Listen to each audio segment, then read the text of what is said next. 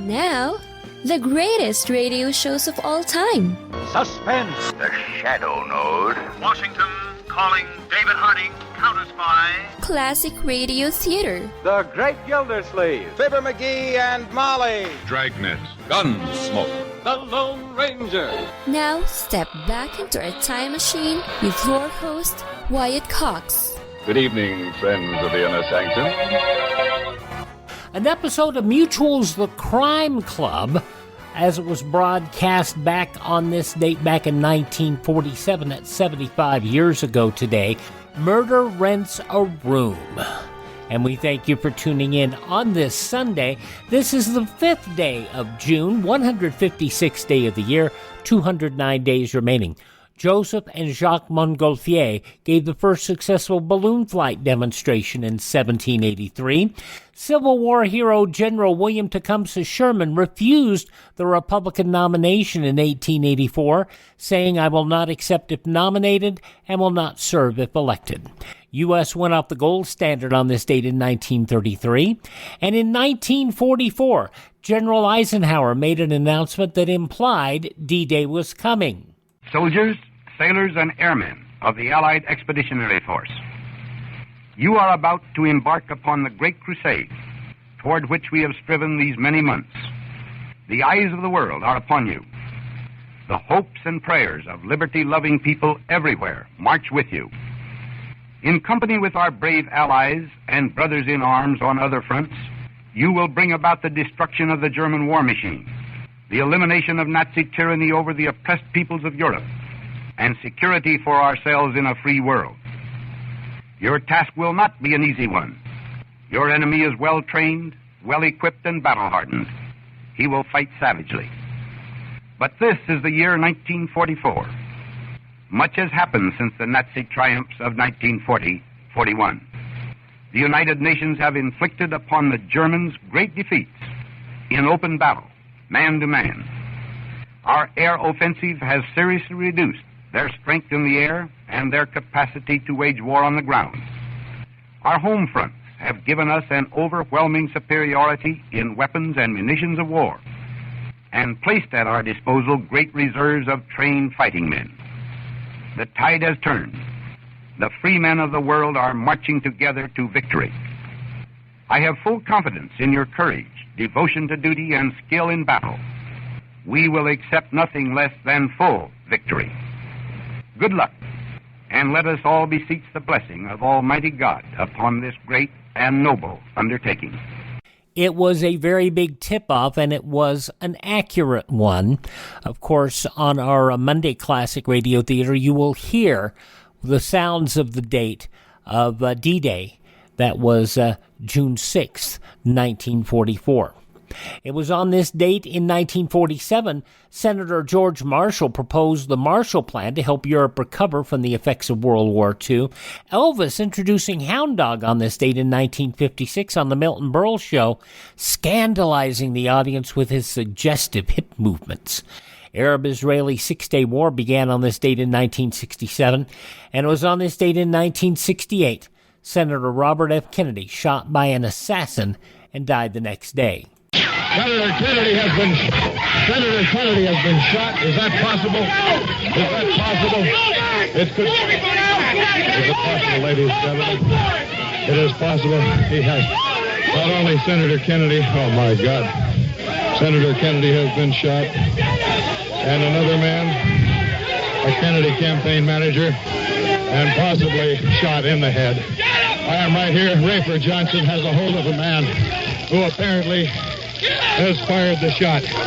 He has fired the shot. He still has the gun. The gun is pointed at me right at this moment. I hope they can get the gun out of his hand. Hold him, Rafer. Keep people away from him. On the scene audio from reporter Andrew West of Mutual Radio affiliate KRKD on this date in 1968. The collapse of the Teton Dam in Idaho on this date in 1976. Centers for Disease Control on this date in 1981 published the first report about the disease that would later become known as AIDS. U.S. Senator Jim Jeffords left the Republican Party on this date in 2001. That shifted control of the Senate from the Republicans to the Democrats. It was on this date in 2002, Elizabeth Smart kidnapped from her Salt Lake City home. On that same date, Tropical Storm Allison made landfall on the upper Texas coastline as a strong tropical storm and dumped large amounts of rain on Houston, causing $5.5 billion in damage, the costliest tropical storm in U.S. history. It was on this date in 2004 that President Reagan passed away. Today marks my first State of the Union address to you, a constitutional duty as old as our republic itself. President Washington began this tradition in 1790 after reminding the nation that the destiny of self-government and the preservation of the sacred fire of liberty is finally staked on the experiment entrusted to the hands of the American people. For our friends in the press who place a high premium on accuracy, let me say, I did not actually hear George Washington say that.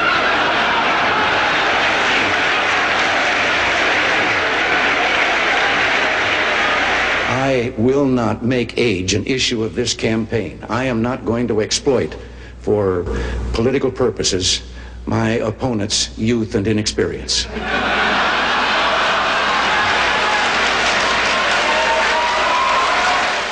His acting career stood him in good stead in the White House as he was able to deliver lines like those. We lost President Reagan on this date in 2004, along with author O. Henry, musician Conway Twitty, Mayor of Los Angeles Sam Yorty, The Velvet Fog Mel Torme, Blue Moon, and fine science fiction writer Ray Bradbury, all passing away on this date in history. You've heard about the Chippendale furniture? Thomas Chippendale, the man who actually built it, born on this date in history. Western lawman Pat Garrett, Mexican revolutionary Pancho Villa, also Hopalong Cassidy, Bill Boyd, a man who took his livelihood in his own hands. People weren't interested in his B movies, Hopalong Cassidy. He bought it all up, bought the screen rights, and he owned Hopalong Cassidy. Took it to television, and by golly, if he didn't build his fortune. Bill Boyd, born on this date in history, and Spalding Gray, actor-writer, the man behind the Christmas Story that you see each and every year on TBS, TNT, I forget which one it is. Anyway, journalist Bill Moyers, 88 today. Financial writer Susie Orman, 71. Saxophonist Kenny G, 66. Musician Brian McKnight, 53. Mark Wahlberg, 51. And actress Lisa Weil is 45. Those some of the people who celebrate the 5th day of June as their birthday. And if this happens to be your birthday... Hi, we're the 4 freshmen, and we just want to say... Happy birthday to you. From 75 years ago, June 5th, 1947, Crime Club Murder Rents a Room on this Sunday, Classic Radio Theater with Wyatt Cox. You ever make a change and then think, why didn't I do this years ago? Well, that's how people feel about switching to Medishare for their health care, especially now with inflation the way it is. People are very happy with the savings. Most families save about $500 a month when they switch. It's a huge help when prices are going up so fast in so many other areas. And Medishare's customer satisfaction rate is double that of health insurance. It's just a different experience, and people really like that. Medishare is an alternative to health insurance. It's a community of Christians who share each other's healthcare bills, and it's been going strong for over 25 years. It really is the gold standard, the most trusted name in healthcare sharing. Find out why people love it, find out why they rave about the customer service, and find out how good it feels to save some money right now. They're super easy to talk to. Here's the number, 833-34-BIBLE. That's 833-34-BIBLE, 833-34-BIBLE. Now on Classic Radio Theater with Wyatt Cox, Mutual's The Crime Club from 75 years ago, June 5th, 1947.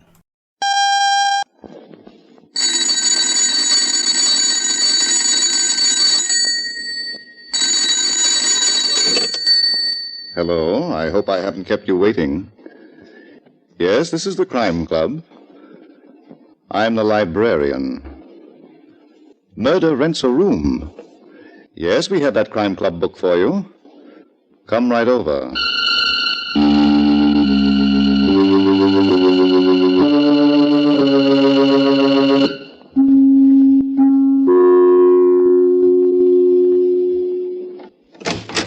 Ah, you're here. Good. Take the easy chair by the window. Comfortable?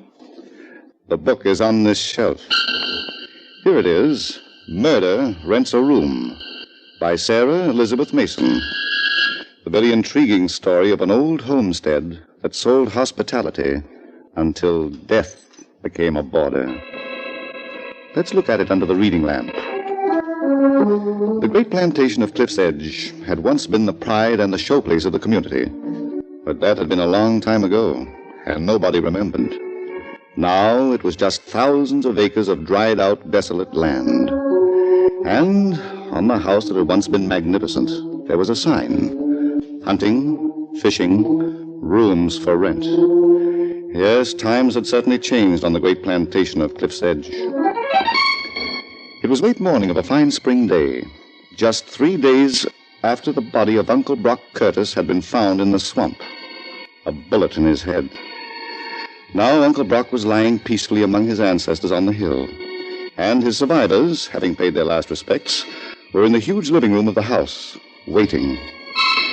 Yes, they were waiting for Lee Randall to read the will. And so was Sheriff Bill Davies, as he stood unnoticed by the door with Tom, his deputy. Well, how about it, Lee? All right, Kitty. Give me a moment to break the seal. Want me to get you an axe? Kitty! What's the matter with you, Kate? You might be a little more respectful. Uncle Brock hasn't been in his grave more than half an hour. I've shed all the tears I'm going to. I'm tired, honey. Very, very tired. I'd like to get some rest for a change. In the name of God, amen. I, Brock Curtis, being of sound mind and body, but aware of the uncertainty of this life. Lee, can't you skip the forest and get right down to the mushrooms? All right, Kitty. Kate gets this house and the grounds. So this is what happens when my back is turned. I stayed here with Uncle Brock and helped him run the place. Yes. How I wish you'd stayed in New York. I'll bet. Go ahead, Lee. Thanks. The rest of the property goes as follows. 1/3 to Kate, 1/3 to me, and 1/3 to you, Kitty. Lee, what about Jeff? Isn't there anything... I'd better read that part, Kate. I make no provision for my worthless nephew, Geoffrey Gaines, for reasons that my said nephew should clearly understand. Poor Jeff. And he's the one who really needs help. How much do we get, Lee? A little over $2,000 apiece, Kitty. 2,000? Are you kidding? Uncle Brock was a rich man. My father once said he was the richest man in the township. That was a long time ago. When he died, all he had to his name was this property and a little over $6,000. That's true, Kitty. Kate and I checked his papers yesterday. I'm afraid Uncle Brock made some pretty bad investments none of us knew about. You don't say. We found a pile of no-good stock certificates in the safe. I don't believe it. I've got them in my office at the bank. Anytime you want to see them, I'll be glad to show them to you. I still wouldn't believe it. Look here, Kitty. Are you suggesting that Lee and I... No, dear. Not while the sheriff and his deputy are listening. Don't stop now, Miss Kitty. You're doing fine. You got any proof of what you've been saying? My Sheriff Davies, I haven't said a thing. About them stock certificates being phony? I knew Uncle Brock. We all knew that dear Uncle Brock loved cash, and that he trusted nobody to count it for him. That's no reason to be making statements, young lady. Did I do such a terrible thing, Sheriff? I'm sorry. I guess I'm just tired. I'm going to my room. Will I see you later, Lee? I don't think so. Well, you might be wrong. The nasty little troublemaker. She hasn't changed a bit. What about the murder, Miss Kate? I told you everything I knew 3 days ago, Sheriff Bill. Uncle Brock disappeared right after breakfast. I went to look for him, and I found his body in the swamp. But no gun. Where was Miss Kitty? Didn't she tell you that she'd gone riding? Yep, just checking. Story's got a way of changing with time. Now, Mr. Randall, when can I see about them stocks that belong to Brock? Any time after lunch. I'll be in my office all afternoon. Okay. Come on, Tom. We going, Chief? When I say come on, that means we're going. Sure. Well, goodbye for now, Miss Kate. Oh, by the way, what's Jeff Gaines using for eating and drinking money these days? I help him whenever I can. Was he counting on some of Brock Curtis's cash? Sheriff Davis. Just checking. You never know what's what when there's been a murder.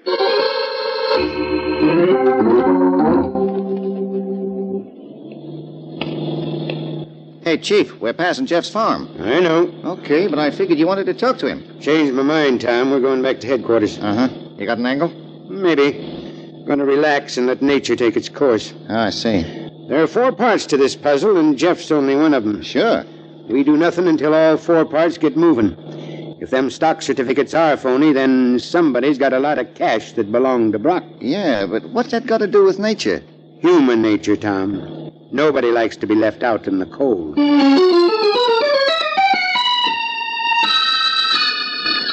Well, goodbye, Kate. I've got to rush back to town. I'll phone you later. But, Lee, I was expecting you to have lunch. Some other time. This is a business day. I may be only second vice president, but the bank still needs me. All right. Do me a favor, please. Forget what Kitty said. I can't. But I told you she didn't mean it. She was disappointed about the inheritance and got excited. She knew Sheriff Bill Davies was in the living room with us, listening to every word. But she didn't realize, and she apologized. Oh, yes. It's about time you recognized her favorite pastime, getting people into trouble and then apologizing. Well, I'm not going to worry about it. If those stocks are fraudulent, then Kitty will have to prove how she knew. She's just guessing. Goodbye, Kate. And please don't tangle with her. All right, Lee. Remember that. I'll speak to you later.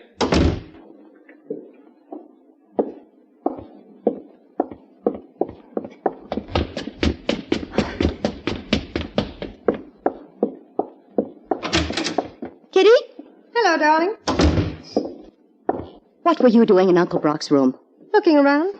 What for? Ooh, the little things that always point to a murderer. You know, like a safe that can be opened by anybody.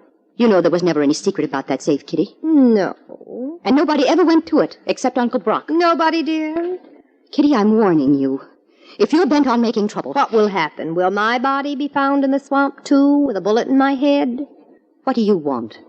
My share of Uncle Brock's money. You're getting it. Yes, darling, but not where I like it. Think of Jeff. He gets nothing. You're changing the subject, dear. Kitty, why don't you try to be reasonable? It isn't my fault or Lee's fault that Uncle Brock made those investments. You know how he kept things to himself. Yes, I know. Lee checked those stocks through the bank.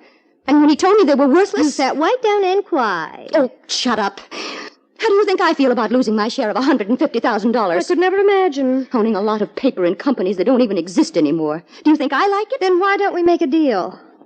What do you mean? You killed Uncle Brock, honey. Did I? Don't misunderstand. I'm not complaining. Just give me half the money and we'll kiss and make up. You're very shrewd, Kitty. But not smart. Business before compliments, cousin dear.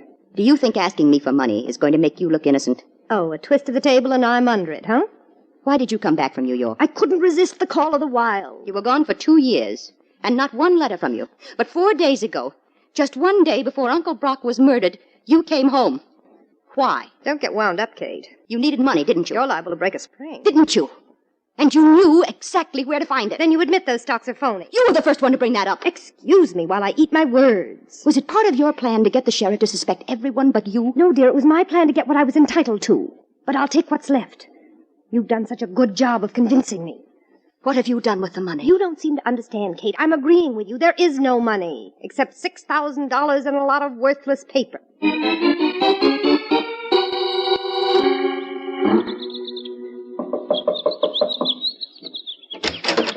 Hello, Jeff. Kitty. Kitty, sweet. What do you want here? Are you still mad at me? You've got no right to come to my house. Leave me alone. Jeff. Get away from me. You still love me, don't you? If I wanted to come back to you, what would you say? What would I say? Let's go in. Kitty, are you asking me what I would say? Look at this place, Jeff. How can you live in such filth? You get used to a lot of things when you don't care. Oh, I'm sorry. I wasn't nice 2 years ago when I broke our engagement, went to New York. I can forget that now. They tell me you've become a drunkard and you've let your farm go to rot. Oh, Jeff, I was such a crazy fool. Yeah, I sure hated you, Kitty. I swore if I ever saw you again, I'd kill you. That's funny, isn't it? I was going to kill you. You're a little drunk, aren't you? I guess I am, but I can see you. That's enough for me. No, Jeff, please. What's the matter? Every reunion starts off with a kiss. No, not now. We've got so much to talk about. Sure. You don't like the smell of my breath. And I need a shave. Okay, let's talk. Jeff, why didn't you come to Uncle Brock's house these last 4 days? Because he told me you were there. He told you when? The night before he was killed. I met him on the road, that old miser. Didn't even own a car. Cost too much. Horses are cheaper. Carriages don't use gasoline. Yes, I know. He gave me plenty when I breezed in with my car. I got taxes due on this property and a payment on the mortgage.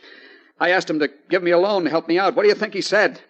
And him with all that cash in his safe. Jeff, did you ever see it? Nobody ever saw it, you know that. Or smelled it either. But it was there. Everybody knew it was there. And it's still there, waiting to be spent. No, it isn't. What did you say? Somebody stole it. Now, see here, Kitty, I've got a great sense of humor, but don't take any bets on it. Don't get excited. You didn't lose anything. I didn't expect anything. He told me he was going to cut me out of his will. But Kate promised to pay off my debt so I can keep my home. Kate? She was here the day before yesterday after Sheriff Bill and Tom got through asking me a lot of silly questions. She told me not to worry. Jeff, don't believe everything you hear. What are you talking about? You're not getting any help. Sheriff Davies is going to arrest you for the murder of Uncle Brock. What?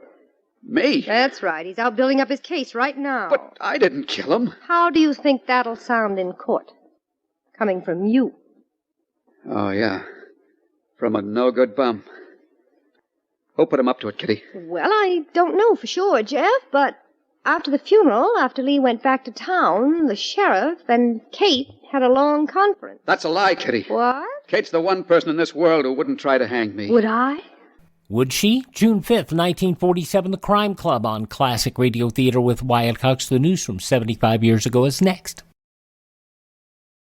No offense, but are you a little fat when you look in the mirror? How would you like to learn the secrets to lose 3 to 5 pounds a week easily without joining the gym or going through any crazy diets? It's called Body Sculpt by Med Diet. For the last 2 decades, we've been helping people just like you that have pounds they want to shed. We've helped millions of people lose thousands and thousands of pounds over the years. And now it's your turn. Learn the secrets of how to lose weight with one simple phone call. You'll see an amazing difference in a matter of days. Don't believe us? We'll offer you a money-back guarantee. If you're ready to start losing weight right now, call right now to learn more about your risk-free order to Body Sculpt. Call for your risk-free offer. 800-738-5332. 800-738-5332. 800-738-5332. That's 800-738-5332. Are you in bad pain? You know what I mean. Your knees hurt. Your shoulder hurts. Your elbow and back are constantly killing you. And I'm sure you've tried every pain pill or cream available at the drugstore. Am I right?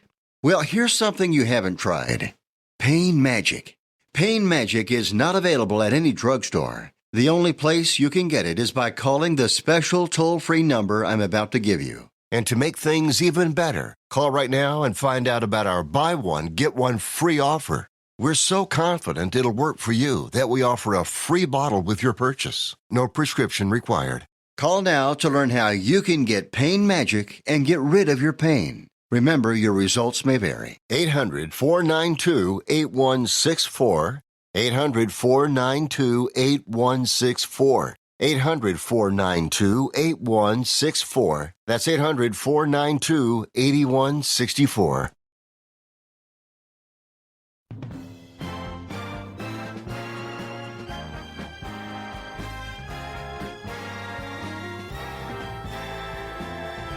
Thanks for joining us on this Sunday Classic Radio Theater with Wyatt Cox, an episode of The Crime Club, Murder Rents a Room, as it was originally broadcast on Thursday, June 5th, 1947. In the newspapers of that Thursday 75 years ago, these were some of the headlines.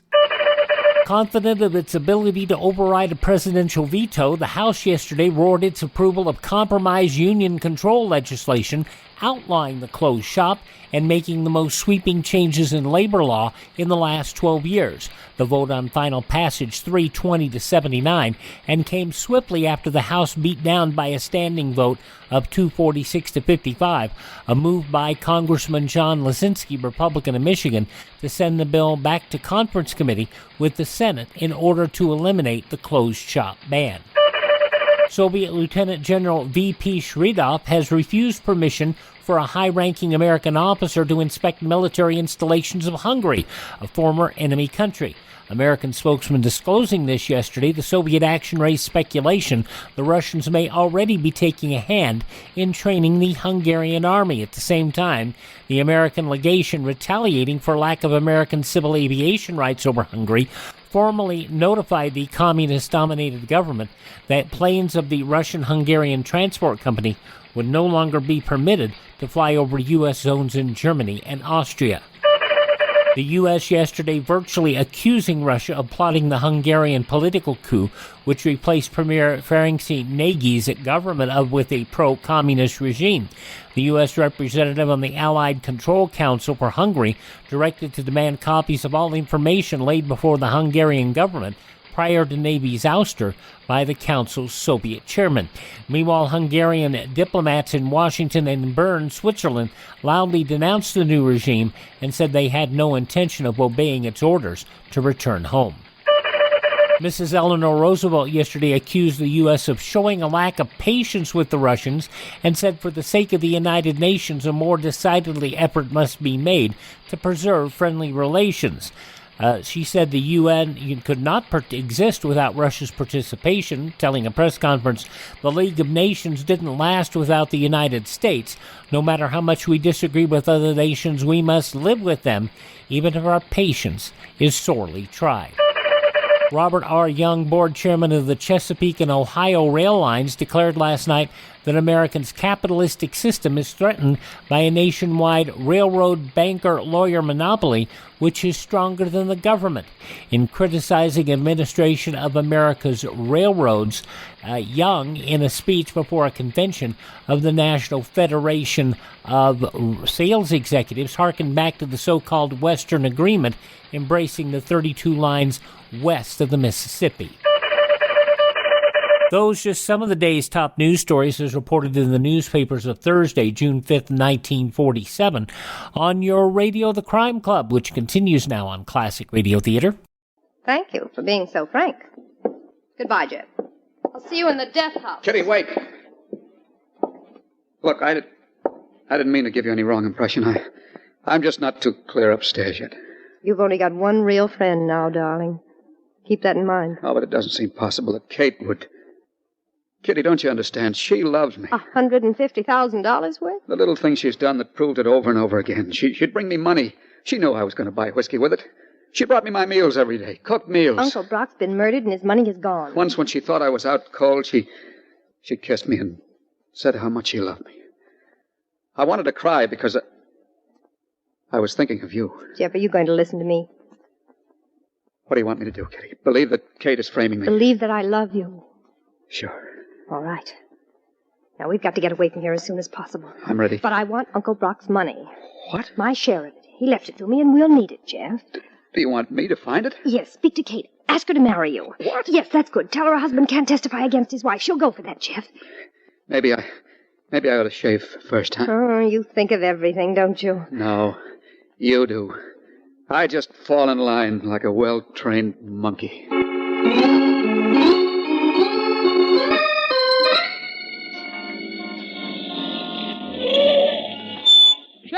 Sheriff Davies. Huh? Oh, Miss Kitty. What brings you to town? I've got to talk to you about something very important. Mm-hmm. Want to come into my office? No, I can tell you right here. I've just been to see Jeff Gaines. Was he sober enough to see you? Take a look at this. Okay. What's so special about a $50 bill? I found it on the floor in Jeff's house. You did what? Jeff was drunk. He didn't realize I picked it up. That should solve your mystery, Sheriff. Yeah. Where would he get a $50 bill except from... You talked to anyone else about this, Miss Kitty? Not a soul. Good for you. I'll do all the talking that has to be done. Oh, to think that I came so close to marrying him 2 years ago. Are you going to arrest him now? Nope. But that $50 bill... It don't make a case, young lady. But maybe after I've seen Mr. Lee Randall and them stock certificates at the bank, it will make a case. Go on, Tom. Okay, Chief. Let's go.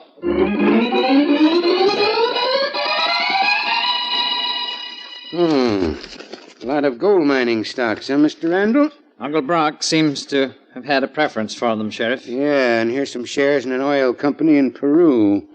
Are these all the stocks you got? All of them, representing 18 different companies. And all of them out of business? For years. Before Brock put money into them? Before? Didn't you check that when you checked the companies? Why, no, it never occurred to me. Hey, Tom. Yeah, Chief? Get some paper and make a bundle. We're taking this stuff to headquarters. Okay, Chief. But, Sheriff Davies, I need those certificates. So do I. I'm filing Uncle Brock's will for probate. These prove what's become of his estate. They might prove a lot more, Mr. Randall, when I get through with them.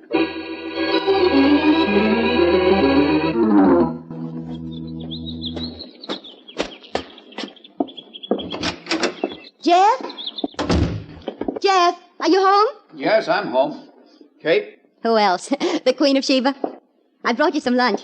I'm sorry I'm so late, but... Why, Jeff, what are you dressed all up in your Sunday suit for? Still looks good, doesn't it? It's the first time I've worn it in 2 years. Why? I thought you might like to see me as a human being for a change. You've never looked like anything else to me, Jeff. Thanks. I was going to call on you at Cliff's Edge.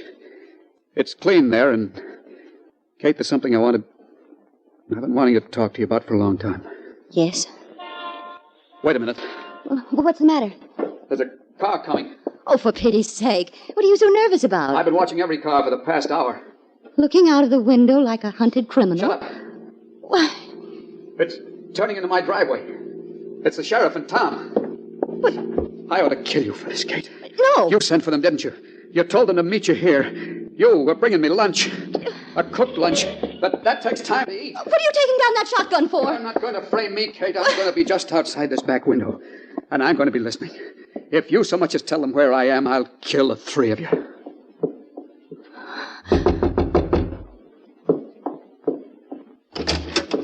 Why, Sheriff Bill. Hello, Miss Kate. Tell Jeff we'd like to see him. He isn't here. Since when? Well, I don't know. I came here a few minutes ago with some lunch I'd fixed for him. And there was nobody home, huh? Okay, we'll just look around. I'm not lying to you, Sheriff. Nobody ever does, Miss Kate. Go ahead, Tom. You know what to do. Okay, Chief. And don't forget to look in the closets, too. Okay, Chief. Sheriff Bill, would you mind telling me what this is all about? We got a tip there was some money in this house. Here? Who told you? Miss Kitty. She found a $50 bill on the floor. When? A couple of hours ago. I see. It ain't funny, Miss Kate. Oh, Sheriff, it's a riot. Kitty walks in and there's $50.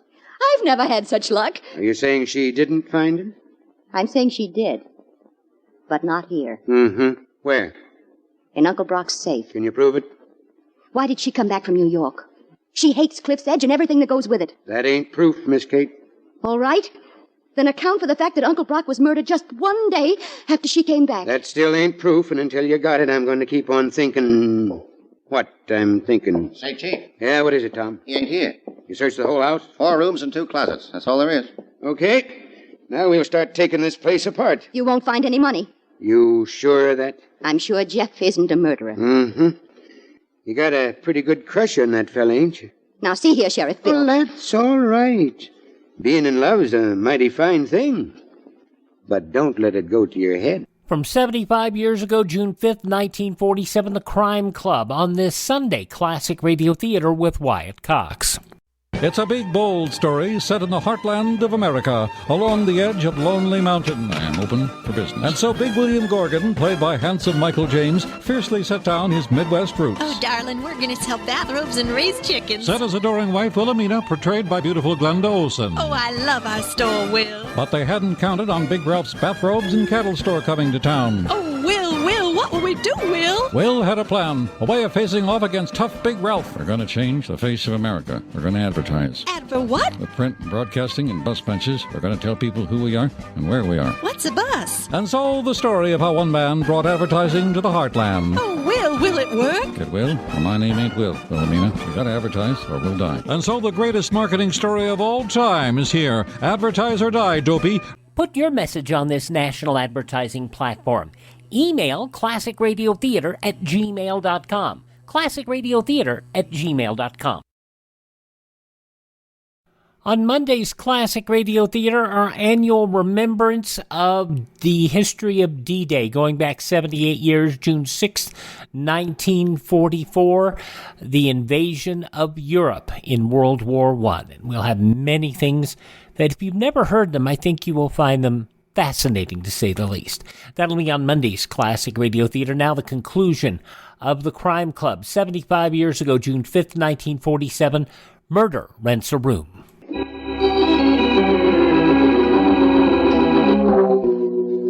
Katie, you sure? Yes, of course, Lee. They're still at his house looking for the money. Good grief.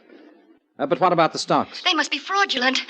Lee, I'm sure now Uncle Brock had all that money in his safe. Where's Jeff? I don't know. Kate, don't start lying to me now. You've told me everything else. I don't know where he is. I thought he was outside the window. When I left his house, I walked around to the side to see if he was still there. Of course he wasn't. And he's not here at Cliff's Edge either. Oh, Lee, what am I going to do? He might be wandering around in the swamp. I can't think of a place that suits him better. He didn't kill Uncle Brock. Stop talking nonsense. I'm not. Kitty did it. She went to Jeff's house, and then she went right to the sheriff with a $50 bill Jeff never saw. She's framing him. Is that what you want to believe? It's the truth, Lee. It's just what Kitty would do. Well, I'm sorry, Kate, but I can't agree with you. Not in this case. All right. Be like the rest of them. Just because Jeff is down and out. Oh, you make me sick, the whole pack of you. What's all the excitement about, Lee? You ought to know, Kitty. You found the evidence. Oh. Yes, but I'm not so sure they'll be able to convict Jeff. What's that? Well, he may be innocent, you know. Now, look here, Kitty. Don't let a $50 bill give you peace of mind, Lee. It could have been planted. Why should it give me peace of mind? You killed Uncle Brock. What? Don't look so wild. I can keep a secret. Have you gone out of your mind? No, dear. Then how can you make such a fantastic accusation? Because I'm a little adding machine, and when I get to 150,000, the bell rings. Yeah. Well, thanks for the laugh. Kitty, you're trying too hard. You always were a big bluffer. If you had had any evidence against What me... were you doing in the swamp this morning? Huh? Where Uncle Brock's body was found. What's this, a new angle? Don't tell me you weren't there. I followed you when you left Kate's house. Then you must have seen me drive right here to the bank. I saw you drive to the swamp. Were you looking for this little cufflink with your initials on it? You found it in Kate's house, didn't you? With all this mud on it, Lee? Don't say that to Kate. She'd be insulted. I lost it there sometime this morning, and I didn't realize it until I was halfway to town. You're getting weaker, darling. I meant to phone her about it. When I got to the office, people were waiting. I completely forgot. Keep punching. You put that mud on there. Swamp mud.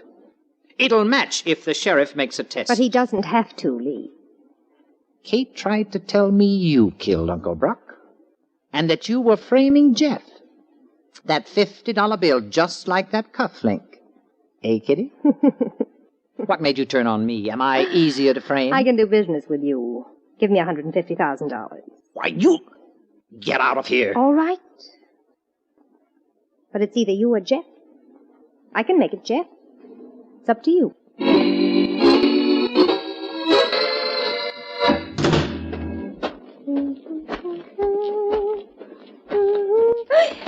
Oh, Jeff, you almost scared me into an early grave. Don't ever come from behind a tree without blowing your horn. I've been waiting for you for a long time, Kitty. I was in town. Yeah, I found that out. Where's Kate? I don't know. The last time I saw her, she was at my house talking to the sheriff. Why the shotgun, Jeff? What, are you worried? No. I'll stand it up against this tree. Now, you've got nothing to worry about, Kitty. I'm not going to shoot you. Jeff, listen to me. Sure. But let's see how convincing you can be. Now. No. Now, go ahead, Kitty. I'm listening. Tell me how much you love me. You want to marry me, don't you? You're the only real friend I've got, huh? All you want is the money Kate stole from you. Kate...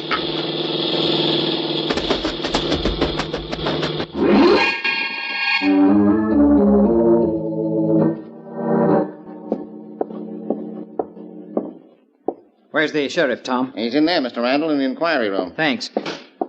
Hey, you can't go in. He's got someone... It's all right. He sent for me.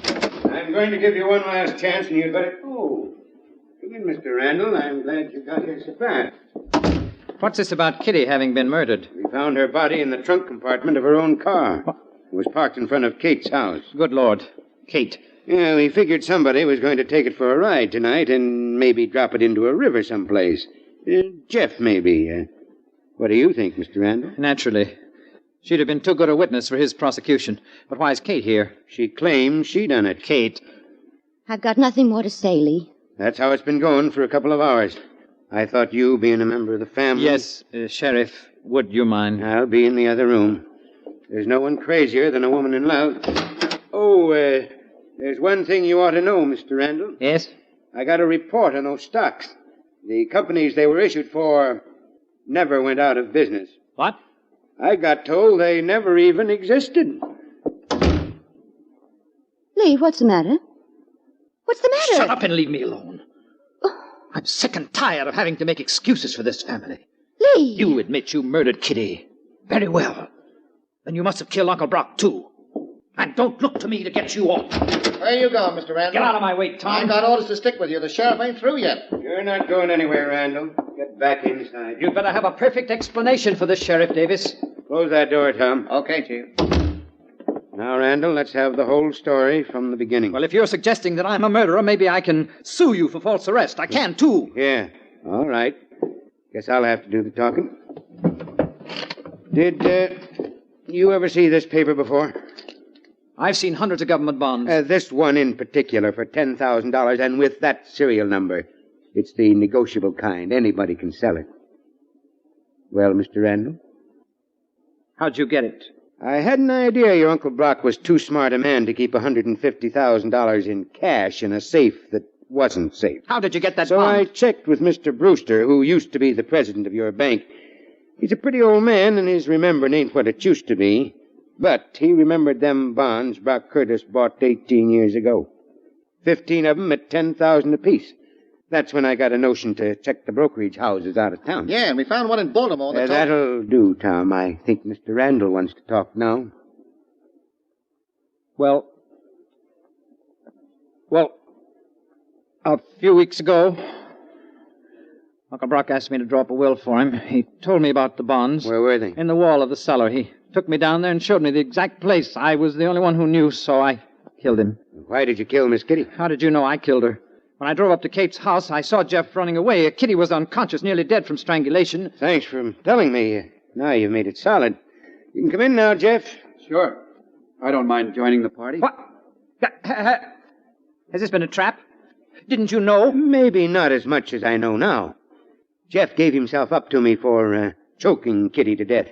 But when Tom and me went up to Kate's house to have a look, we found a trail of blood. Kitty had been stabbed. Yeah. She was making too much trouble. She always was a troublemaker. Wasn't she, Kate? Okay, Tom. Let's go, Mr. Randall. I'm pretty tired. I think I'll go into my office and put my feet on the desk. You kids can stay here if you want to.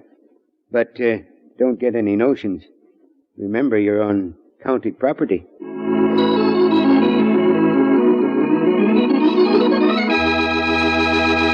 And so closes tonight's Crime Club book, Murder Rents a Room, based on a story by Sarah Elizabeth Mason. Stedman Coles did the radio adaptation. Roger Bauer produced and directed.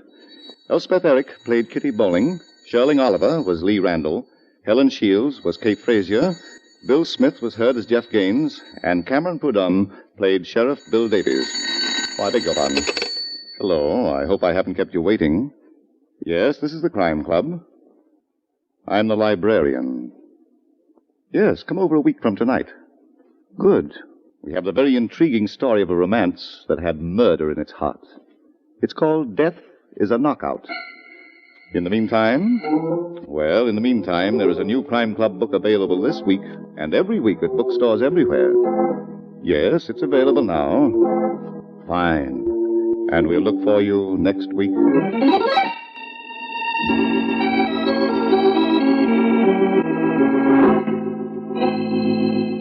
This program came from New York.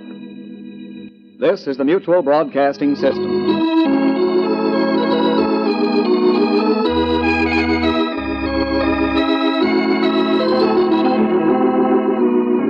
June 5th, 5th, 1947, The Crime Club on Classic Radio Theater with Wyatt Cox.